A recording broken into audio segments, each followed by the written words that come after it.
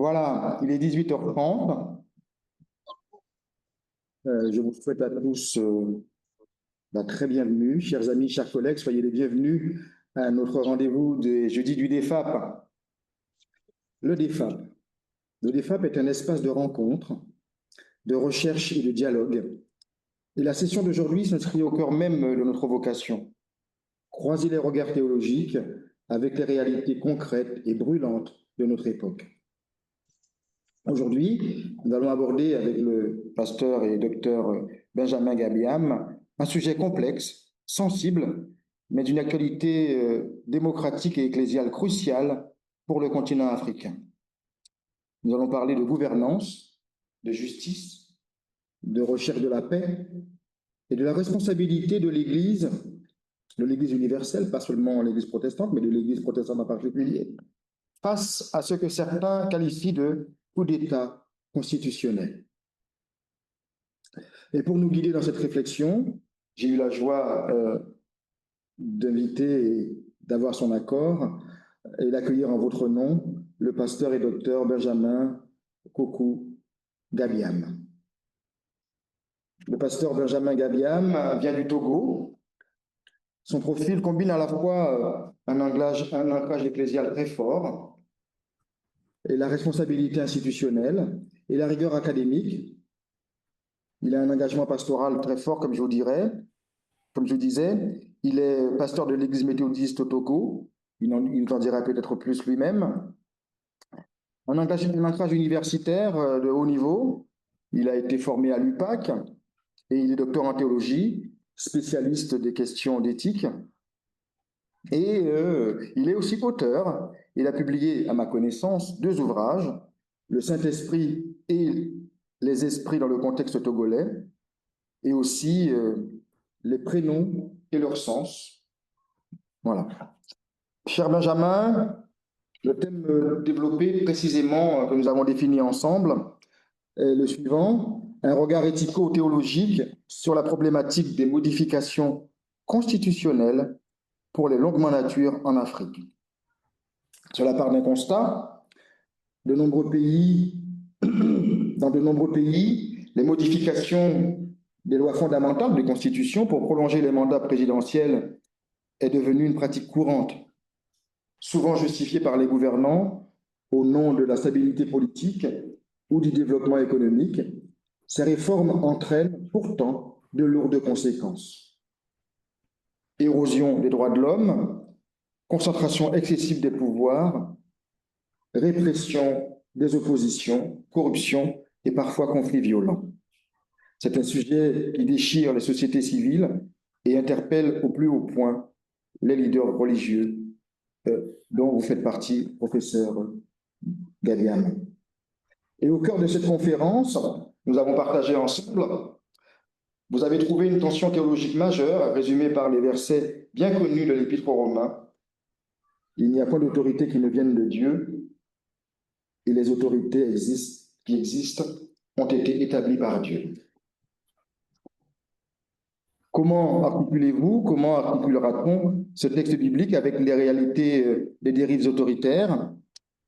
Quelle doit être la perspective éthique et prophétique de l'Église pour ouvrir un avenir de paix et de justice sur le continent africain? Là, je vous paraphrase, professeur Gabiam, en s'appuyant sur une riche bibliographie que vous allez partager avec nous. Vous allez nous offrir des clés de lecture essentielles, des clés de compréhension. Mon cher Benjamin, c'est avec un immense plaisir que je vous accueille et que j'invite l'auditoire à vous écouter. À vous la parole. Merci beaucoup, pasteur Jean-Pierre, pour cette opportunité que vous me donnez de partager cette réflexion avec cet auditoire.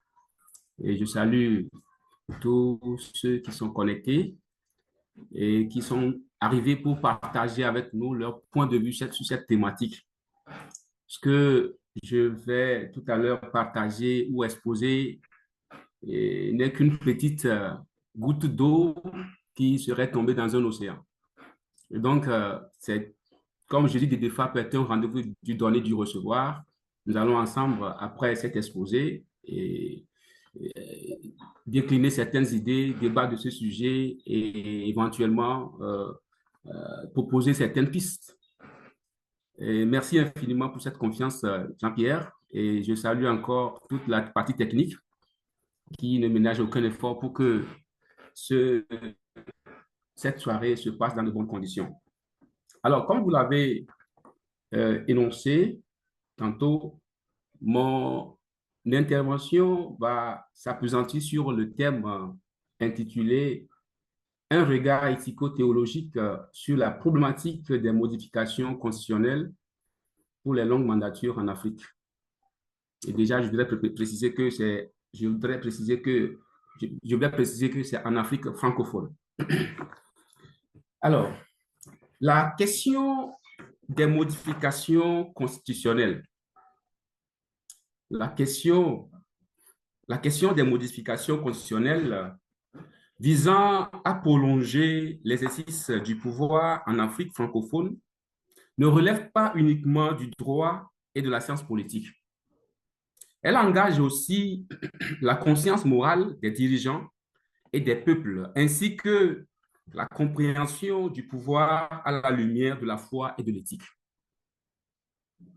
D'un point de vue éthico-théologique, le pouvoir politique est perçu comme un service confié pour le bien commun. La tradition biblique et la doctrine sociale chrétienne, rejointes par d'autres traditions spirituelles présentes en Afrique, insistent sur l'idée que l'autorité vient de Dieu, mais qu'elle est toujours ordonnée à la justice, à la paix, à la dignité de la personne humaine. La Constitution, en tant que norme suprême, est alors comprise comme un instrument de limitation de l'arbitraire et de garantie de l'équité.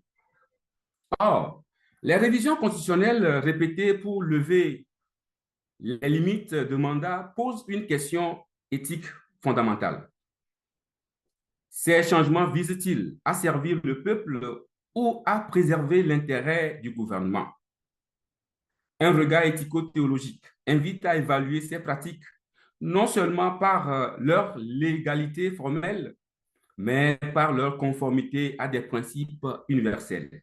Vérité, justice, subsidiarité, bien commun et redevabilité.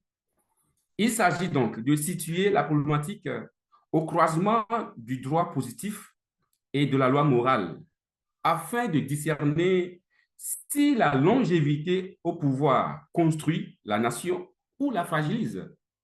Pour ce faire, le présent exposé se décline en 6 grands axes principaux.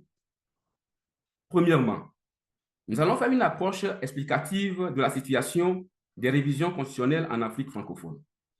Au 2, nous verrons la longévité au pouvoir. Est-ce qu'elle est un risque pour l'état de droit ou une nécessité démocratique? Au grand 3, nous allons faire une lecture rapide, sans instrumentalisation, de Romains chapitre 13, versets 1 et 2. Au 5, nous allons aborder 3 critères éthico-théologiques d'évaluation. Au 6, nous verrons les conséquences d'une dérive du pouvoir. Et enfin, au 6, une perspective éthico-théologique pour un avenir de paix sur le continent. Grand 1. Approche explicative de la situation des modifications constitutionnelles pour les longues mandatures en Afrique francophone. Depuis le début des années 2000, de nombreux pays africains ont connu des révisions constitutionnelles visant à supprimer ou à prolonger la limitation du nombre de mandats présidentiels. Présentées par les gouvernements comme des nécessités pour la stabilité politique et la continuité du développement, ces modifications sont perçues par une partie de l'opinion publique, des organisations de la société civile et des leaders religieux comme des coups d'État constitutionnels qui sont décriés par les populations. D'après Théodore Hollo, la question des révisions constitutionnelles occupe une place centrale au sein du constitutionnalisme africain. Au sens matériel, la Constitution s'entend de toutes les règles relatives à la dévolution et à l'exercice du pouvoir ainsi que les droits fondamentaux qui sont reconnus aux individus. En ce sens, la Constitution est en elle-même un acte de défiance puisqu'elle prescrit des limites à l'autorité. Par cette fonction de limitation, la Constitution devient ambivalente parce qu'elle se présente comme une norme supérieure dont se dote le peuple, incarnation de l'État, afin d'encadrer juridiquement ce même État. Dans cette logique, la Constitution est appréhendée comme une distribution de la compétence ou de l'étendue des pouvoirs donnés à tous et à chacun, à tous et à chacun de ceux que la loi a chargés des fonctions publiques. Le périmètre de la Constitution matérielle inclut les règles gouvernant les institutions politiques ainsi que, dans l'esprit du constitutionnalisme libéral moderne, des droits et libertés essentiels reconnus aux individus. Benjamin Constant note à cet effet qu'il apparaît indispensable qu'à l'intérieur de l'État, une autorité habilitée à procéder aux retouches que l'expérience révèle nécessaires. C'est pourquoi il écrit: pour faire un changement à la Constitution, il faut un changement de Constitution. La secousse est très forte et dans cette secousse, la modification de quelque forme devient trop souvent la violation de tous les principes. En même temps qu'il révèle une sorte d'ineffectivité de la norme constitutionnelle, sa soumission à des conjonctures politiques ou électorales, ce révisionnisme fait apparaître sur le fond toute la difficulté d'un enracinement de l'exercice démocratique et équilibré du pouvoir en Afrique. Aussi, la Constitution est-elle considérée comme un ensemble de règles concernant l'organisation et le fonctionnement des pouvoirs publics. Dans ce sens, elle organise les compétences au sein de l'État, c'est-à-dire la dévolution et l'exercice du pouvoir. Au sens formel, la Constitution désigne un instrument énoncé dans la forme constituante et par l'organe constituant et qui par suite ne peut être modifié que par une opération de puissance constituante et au moyen d'une procédure spéciale de révision. La particularité de la conception formelle réside donc en ce qu'elle envisage la Constitution, du moins partiellement, à partir des procédures de révision. La révision est communément définie comme l'acte qui consiste à procéder à une modification d'une constitution selon le régime que cette constitution a elle-même prévu. On admet généralement que l'objectif poursuivi à travers la révision d'une constitution est de l'améliorer sans aller jusqu'à la transformation. Mais d'après Dodi Kokuroko, la cadence des révisions constitutionnelles dans certains pays africains depuis l'avènement des conférences nationales et l'adoption de constitutions consacrant un cadre institutionnel rationalisé de dévolution du pouvoir, pousse à se demander si les révisions constitutionnelles se limitent à un seul perfectionnement du texte constitutionnel. Attachés à leur conception rationnelle de la Constitution et soucieux de lui garantir une stabilité, les États africains, du moins ceux d'expression française, ont hérité de la tradition de constitution écrite. Ils l'ont par ailleurs conservée probablement à cause des nombreux avantages qu'elle offre, à savoir une précision, une certitude et une netteté que la coutume ne saurait leur procurer. La quasi-totalité des auteurs assimile volontiers la forme écrite de la Constitution à son caractère rigide. Ainsi, pour André Oriou, par exemple, la Constitution des États-Unis du 17 septembre 1787 est une constitution écrite et par conséquent rigide. En effet, une constitution est dite souple lorsqu'aucune forme spéciale n'est prévue pour sa révision. En tant que telle, elle est stigmatisée par la doctrine comme n'assurant que peu la stabilité de la norme constitutionnelle.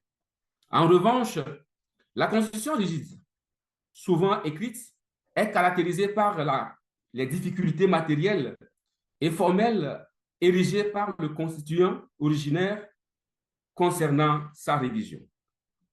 Le phénomène des révisions ou des modifications constitutionnelles n'est pas nouveau.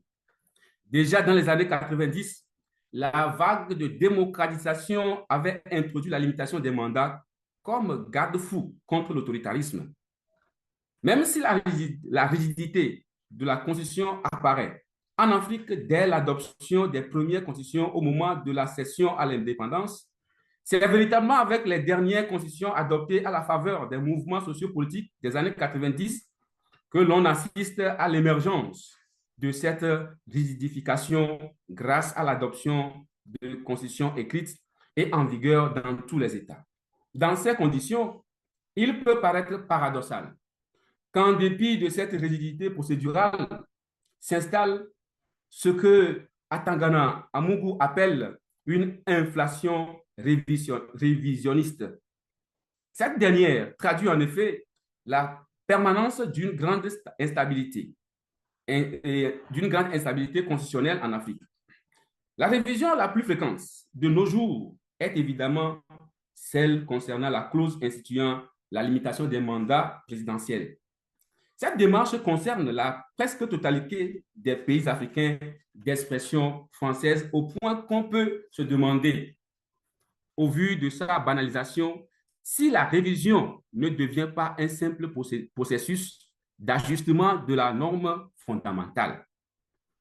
Au lendemain des années 1990, s'est développée dans les pays francophones d'Afrique une nouvelle génération de constitutions inspirées essentiellement des principes normatifs et de l'ordonnancement institutionnel de la Constitution de la Ve République française du 4 octobre 1958, y compris la rénovation des organes du contrôle de constitutionnalité. L'objectif est de créer les conditions d'instauration de la démocratie et de l'état de droit. Il y a eu dès lors une propension positive de ce que Ibrahim Diallo appelle la juridicisation des débats politiques et au respect de la légalité constitutionnelle.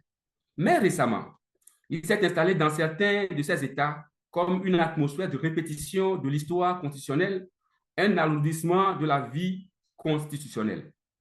Effectivement, on assiste à quelques vases de révision constitutionnelle qui génèrent des lois constitutionnelles souvent très discutées et qui rappellent parfois l'éclipse du mouvement constitutionnel, du mouvement constitutionnaliste africain du milieu des années 1960. En effet, le nombre élevé des révisions constitutionnelles opérées dans les pays dont les constitutions paraissent théoriquement rigides est significatif à cet égard. Ce nombre témoigne de la facilité pratique des modes de révision. Une révision constitutionnelle peut parfaitement s'effectuer dans la droite ligne de la légalité la plus pure et se révéler illégitime. La légitimité doit être prise dans le sens de la conscience du moment. Il semble bien que les dernières révisions constitutionnelles en Afrique soient perçues comme telles, c'est-à-dire purement conjoncturelles et destinées à porter atteinte à l'alternance et surtout de nature à modifier l'équilibre politique. Sur ce point, un risque supposé ou réel de retour à l'autoritarisme existe et ces révisions apparaissent désormais comme illégitimes et n'ont pas manqué de susciter des préoccupations dans l'esprit des analystes du droit constitutionnel et des critiques de la science politique en Afrique. Elles suscitent également des débats au sein des populations, des organisations de la société civile et des organisations de droits de l'homme. Les révisions récentes dans les États africains, notamment francophones, mettent en évidence un constat. Plusieurs initiatives de révision ont un but, soit de consolidation du pouvoir de ces initiateurs, soit de leur permettre d'imposer leurs idées et leur conception des principes qui doivent guider l'action du pouvoir. Conçue comme un processus, La révision exprime un mouvement dont la caractéristique essentielle aujourd'hui est récurrente dans les États francophones. Conçue encore comme un résultat, la révision constitutionnelle consacre un ordre nouveau dès que la modification est intégrée au texte constitutionnel, ce qui, du reste, met en exergue les rapports quasi dialectiques entre révision constitutionnelle et affermissement de l'état de droit. Certes, plusieurs révisions ont été menées un peu partout à travers le continent pour asseoir l'état de droit. Sans rupture brusque, on est passé d'un régime autoritaire à un régime démocratique en accordant plus de garanties de liberté individuelle. Mais en même temps, la révision constitutionnelle peut aussi engendrer des vicissitudes de l'état de droit qui se manifestent notamment par le retour à l'autoritarisme, le recul dans la garantie des libertés fondamentales, la longévité au pouvoir, la dictature, la corruption, l'impunité, l'injustice, la pauvreté, les conflits et les violences sociopolitiques. Dans ce contexte, la question est de savoir si la longévité au pouvoir est un risque pour l'État ou pour l'État de droit ou une nécessité démocratique. Grand 2, la longévité au pouvoir, risque pour l'État de droit ou nécessité démocratique. Cette question n'a pas de réponse unique. Les sciences politiques et l'histoire présentent une réponse ambivalente appuyée par des constats, appuyée par des cas concrets. Premièrement, la longévité au pouvoir fragilise l'état de droit et deuxièmement, la stabilité du dirigeant peut servir la paix et le développement. Petit 1. La longévité au pouvoir fragilise l'état de droit. L'idée centrale ici se révèle que le pouvoir prolongé tend à concentrer les mécanismes de contrôle sur 3 fronts. Premièrement, il y a l'affaiblissement des contre-pouvoirs. Le Parlement, la justice, les médias indépendants dépendent tous de l'exécutif à travers les nominations, les budgets, les accès aux ressources. Deuxièmement, on note un effet de routinisation du pouvoir. Les règles cessent d'être des limites et deviennent des outils malléables. Les constitutions sont révisées, les élections perdent leur caractère compétitif. Troisièmement, enfin, la fermeture du renouvellement. À ce niveau, on constate que l'alternance est réduite à l'émergence de nouvelles élites et d'idées. La corruption et le clientélisme se stabilisent car les réseaux de loyauté prennent le pas sur la compétence. Et par conséquent, la longévité au pouvoir n'est pas la cause directe, mais elle augmente la probabilité que les mécanismes de redevabilité se détériorent. Petit 2. Dans certains contextes, la stabilité du dirigeant peut servir la paix et le développement. Ici, l'argument n'est pas moral, mais fonctionnel. On regarde l'effet sur l'ordre public et la continuité des politiques. En premier lieu, la continuité des politiques publiques, notamment les projets d'infrastructure, de réforme agraire, d'éducation, nécessite du temps. Une alternance fréquente peut interrompre ces cycles. En second lieu, la stabilisation post-conflit, surtout dans les États sortant de guerre civile ou de fragmentation ethnique, s'enracine dans un leadership stable présenté comme condition pour éviter la reprise des violences. L'exemple souvent cité est celui des transitions post-conflit en Asie du Sud-Est dans les années 1970 à 1990. En troisième lieu, un horizon politique stable réduit l'incertitude économique à court terme et la légitimité ne vient pas de l'alternance, mais de la continuité et la perception d'unité nationale incarnée par le leader. Cette deuxième thèse distingue stabilité et irresponsabilité. Elle suppose que le leader reste soumis à des mécanismes formels de contrôle. conseil des anciens, parti opinion publique. Et par ailleurs, les données empiriques comparées ne montrent pas de relation linéaire simple. En effet, une certaine stabilité du leadership peut aider à l'implantation de réformes dans les 5 à 15 ans, dans les 5 et à 15 premières années. Mais au-delà, les effets négatifs sur la qualité des institutions deviennent plus probables. Aussi, la longévité au pouvoir est-elle moins problématique quand il existe des institutions de contrôle indépendantes, une société civile active et une presse libre? Quand ces institutions sont faibles, la durée amplifie le risque d'arbitraire. Et dans ce contexte, un régime peut avoir des lois stables et une croissance économique tout en violant l'état de droit, compris comme l'égalité de tous devant une justice indépendante. En définitive, la longévité au pouvoir n'engendre pas toujours la fragilisation de l'état de droit et elle n'est pas toujours aussi une nécessité pour la paix et le développement.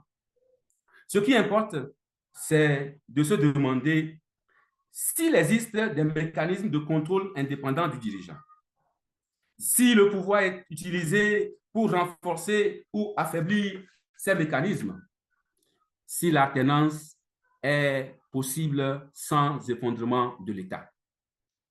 Un régime où le dirigeant reste longtemps, mais où l'alternance au sein du parti, la justice et la presse fonctionnent, s'approche d'un modèle de démocratie de stabilité. Un régime où la durée sert à verrouiller ces espaces s'approche d'un modèle de consolidation autoritaire. Face à cette dernière analyse, faut-il se soumettre au régime de consolidation autoritaire? Une lecture rapide de Romains chapitre 13, verset 1-2 nous permettra de répondre à cette question. Grand 3, une relecture sans instrumentalisation de Romains 13, 1-2. Le texte dit que toute personne soit soumise aux autorités supérieures, car il n'y a point d'autorité qui ne vienne de Dieu, et les autorités qui existent ont été instituées de Dieu. C'est pourquoi celui qui s'oppose à l'autorité résiste à l'ordre de Dieu, à l'ordre que Dieu a établi, et ceux qui résistent attireront une condamnation sur eux-mêmes. Quel est le sens de ce texte? C'est un passage clé sur le rapport du chrétien à l'autorité politique. Et dans ce passage, l'apôtre Paul écrit à une église sous autorité romaine entre 56 et 57 après Jésus-Christ, au temps de l'empereur Néron. À cette époque, les chrétiens étaient une minorité méprisée. Et l'apôtre Paul les appelle à ne pas provoquer l'État inutilement.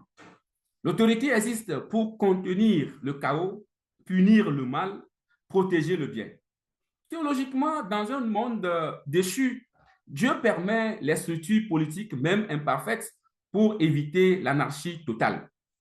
C'est une grâce commune, pas une approbation de tout régime. Cette idée est proche de Jérémie chapitre 29, verset 7, qui dit « Recherchez le bien de la ville où je vous ai mené en captivité ». La soumission aux autorités est un principe. Ce n'est pas l'obéissance aveugle de l'esclave, mais l'acceptation d'un ordre établi pour le bien commun. Cela implique le paiement des impôts, respecter les lois justes, ne pas chercher la rébellion comme mode de vie chrétien. Cependant, le texte lui-même pose des bornes. L'autorité est déléguée, elle n'est pas absolue. Elle vient de Dieu, mais ne remplace pas Dieu. Quand elle ordonne ce que Dieu interdit, la priorité va à Dieu. C'est pourquoi l'évangéliste Luc dit « Il faut obéir à Dieu plutôt qu'aux hommes ». Actes chapitre 5, verset 29. Romains 13 ne parle pas des cas où l'État exige l'idolâtrie ou le meurtre d'innocents. Il rappelle que toute autorité est instituée par Dieu. Le but est de décourager l'anarchie et de promouvoir l'ordre social. Le texte ne dit pas aussi que toute autorité est juste. Il dit que l'institution de l'autorité vient de Dieu.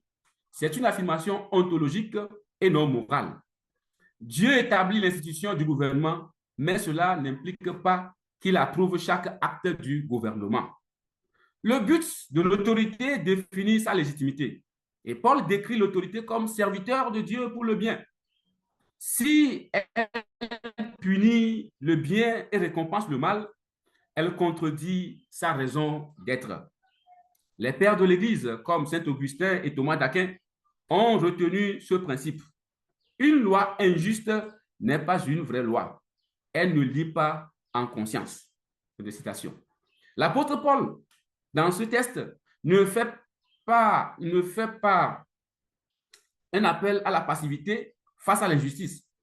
Il écrit à des chrétiens, pas à l'État. Il parle de la posture du croyant.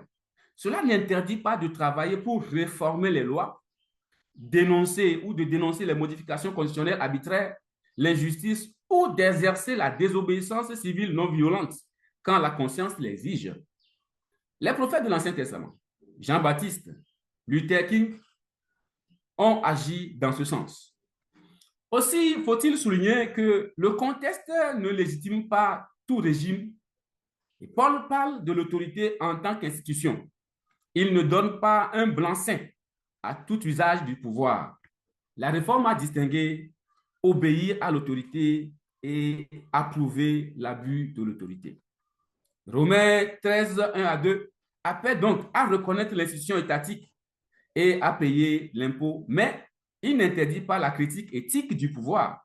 La soumission n'est pas l'obéissance aveugle. Que dire alors de façon générale la Bible au sujet des longs règnes? La Bible ne dit pas que la longévité au pouvoir garantit automatiquement la paix, la justice et le développement. Elle montre les deux cas de figure. 1. La Bible lie la bénédiction d'une nation à la justice, pas à la durée du règne. Proverbe 14, verset 34 dit: la justice élève une nation, mais le péché est la honte des peuples. Et le chapitre 29, verset 2, renchira en disant: quand les justes se multiplient, le peuple est dans la joie. Quand le méchant domine, le peuple gémit.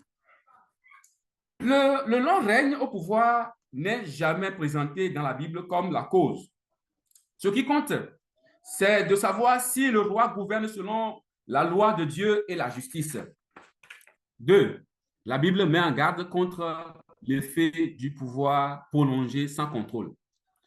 Deutéronome chapitre 17, versets 16 à 20 disent, ou bien donnent des limites du roi en Israël. Il dit: pas d'accumulation de chevaux, de femmes, d'or. Pourquoi? Afin que son cœur ne s'élève point au-dessus de ses frères. Ecclésiaste chapitre 4, 13 dit: mieux vaut un enfant pauvre et sage qu'un roi vieux et insensé qui ne sait plus écouter les avertissements. L'idée ici est que la durée peut produire l'entêtement et la déconnexion si elle n'est pas accompagnée d'humilité et du conseil. Point 3. La paix et le développement sont liés à l'obéissance collective, pas seulement aux dirigeants. Le psaume 122, versets 6 et 7 disent: demandez la paix à Jérusalem, demandez la paix de Jérusalem. Et je paraphrase: que la paix soit dans tes murs et la tranquillité dans tes palais. Mais Ésaïe 48, verset 18 montre la condition. Il dit: oh, si tu étais attentif à mes commandements, ta paix serait comme un fleuve.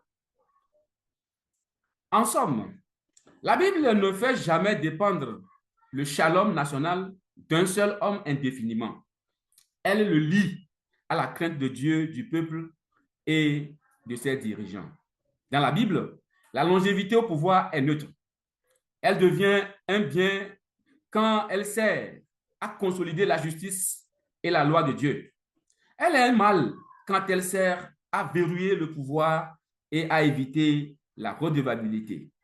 La garantie biblique pour la paix, la justice et le développement n'est pas dans la durée du dirigeant, mais dans la fidélité de la nation et de ses dirigeants à l'alliance de Dieu. Nous abordons le point 4. Point 4, 3 critères éthico-théologiques d'évaluation de la situation. Pour juger une modification constitutionnelle, on peut appliquer 3 critères bibliques. Premier critère, la justice, c'est-à-dire servir le bien commun. Michée 6, verset 8 dit, « On t'a fait connaître, ô homme, ce qui est bien. » Est-ce que l'Éternel te demande, ce que l'Éternel demande de toi, c'est que tu pratiques la justice. Ici, une loi est juste si elle vise l'intérêt général. Une révision qui sert uniquement à maintenir un individu au pouvoir trahit cet objectif. La justice biblique est publique. Elle se mesure à la protection du faible, à l'impartialité du juge, à l'accès équitable aux ressources. 2. La vérité et la transparence. Proverbe 12, verset 22 dit, « Les lèvres fausses sont en horreur à l'Éternel, mais ceux qui agissent avec vérité lui sont agréables. » Ici, un processus de révision opaque, sans débat public réel, sans consultation crédible, corrompt la légitimité. La vérité n'est pas seulement l'absence de mensonge, c'est la conformité entre la procédure et sa finalité déclarée. Quand la Constitution devient instrument de conservation du pouvoir, la vérité politique est blessée. 3. L'humilité du pouvoir. Le modèle biblique du pouvoir est le serviteur. Un dirigeant qui conçoit son mandat comme une propriété personnelle contredit l'éthique du royaume. L'humilité du pouvoir se mesure à sa capacité à organiser sa propre succession. Proverbe 16, 12 dit, « Les rois ont en horreur de faire le mal, car le trône s'affermit par la justice. » Au point 5, quelles sont alors les conséquences d'une dérive du pouvoir? Quand l'autorité sort de son mandat de service, les conséquences sont prévisibles et bibliquement documentées. 1. La répression et la peur sociale. Ici, notons que l'absence d'alternance crée un climat de peur. L'opposition est criminalisée. La société civile muselée. 2. La corruption et la pauvreté. Sans contrôle, le pouvoir devient prédateur. Les ressources publiques sont détournées. La pauvreté s'installe non par manque de ressources, mais par manque de justice. 3. Instabilité et violence. Paradoxalement, vouloir assurer la stabilité par une longévité forcée produit l'inverse. La frustration s'accumule et explose en crise post-électorale. C'est pourquoi Jacques 4, verset 1 dit, « D'où viennent les luttes? N'est-ce pas de vos passions qui combattent dans vos membres? La paix sans justice n'est qu'une trêve. » Au regard de tout ce qui précède, quelle perspective éthico-théologique pour un avenir de paix sur le continent? Grand 6, perspective éthico-théologique pour un avenir de paix sur le continent. Ici, nous n'avons pas la prétention de proposer un modèle de politique unique, mais des principes universels. Pour l'Afrique francophone en particulier, 3 axes sont prioritaires. 1. Rappeler le caractère serviteur du pouvoir. L'Église et les leaders religieux ont un rôle prophétique. Dire la vérité au pouvoir. Ce rôle n'est pas partisan. Il s'agit de rappeler que le dirigeant est intendant devant Dieu. En pratique, cela passe par des déclarations publiques, des médiations et la formation éthique des cadres politiques. Le modèle est Nathan face à David. Respect de la personne, fermeté sur le principe. 2. Défendre l'état de droit comme bien commun. La Constitution n'est pas un instrument au service d'un individu. Elle est un contrat social, d'après Jean-Jacques Rousseau. L'Église doit encourager la culture constitutionnelle. respect des procédures, indépendance de justice, limitation effective du pouvoir. Cela implique de former les citoyens, pas seulement des sujets. 3. Promouvoir la réconciliation active. Les crises post-modification génèrent des blessures. La réponse n'est ni la vengeance ni l'indifférence, mais la réconciliation. Romains 12, 18 et 21, que je paraphrase, disent: ne te laisse pas vaincre par le mal, mais surmonte le mal par le bien. Les leaders religieux peuvent être médiateurs, comme l'Église l'a été au Kenya en 2008, au Ghana, au Nigeria, mais même au Togo. Même si les résolutions assorties de leurs actions ne sont pas appliquées par l'État. La réconciliation ne signifie pas impunité, mais elle refuse la logique de destruction mutuelle. Que conclure? En conclusion, un regard éthico-théologique révèle que la légitimité du pouvoir ne se mesure pas, ou la légitimité du pouvoir ne se mesure pas à sa durée, mais à sa capacité à promouvoir la justice et le bien commun. La Bible, la philosophie morale et les enseignements sociaux des églises convergent sur ce point. L'autorité est un ministère, non une propriété.